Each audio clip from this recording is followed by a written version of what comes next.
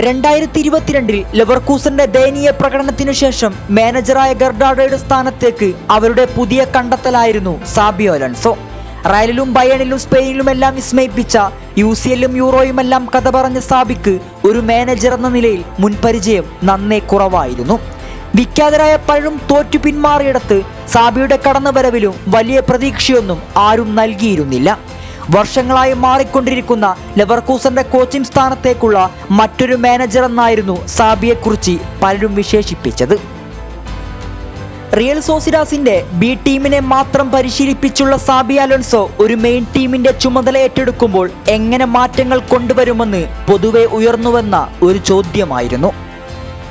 എന്നാൽ തന്റെ കോച്ചിംഗ് കരിയറിൽ ആദ്യമായി ഒരു സീനിയർ ടീമിന്റെ ദൗത്യം ഏറ്റെടുത്ത സാബിക്ക് മുമ്പിൽ കൃത്യമായ പദ്ധതികളുണ്ടായിരുന്നു.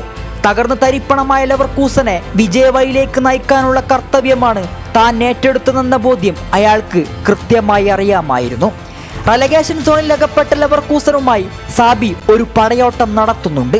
ഒടുക്കം ആ ടീമുമായി അയാൾ ചരിത്രം രചിക്കുന്നുണ്ട്. വർഷങ്ങളായി ബയൺ മ്യൂണിക്കിന്റെ ചരിത്രം മാത്രം പറഞ്ഞിരുന്ന ബുണ്ടസ്ലീഗ ഇത്തവണ മാറി ചിന്തിച്ചു. പേരും പെരുമയുമില്ലാത്ത താരസമ്പന്നതയില്ലാത്ത ഒരു ടീമിനെ ബുണ്ടസ്ലീഗയുടെ ചാമ്പ്യന്മാരാക്കി മാറ്റുന്നു. ബയണും ഡോട്ട്മുണ്ടുമെല്ലാം നിറഞ്ഞാടുന്ന ജർമ്മൻ മണ്ണിൽ മറ്റൊരു അധ്യായം കൂടി ബയൺ ലെവർകൂസണിലൂടെ സാബി അലോൺസോ രചിക്കുകയുണ്ടായി.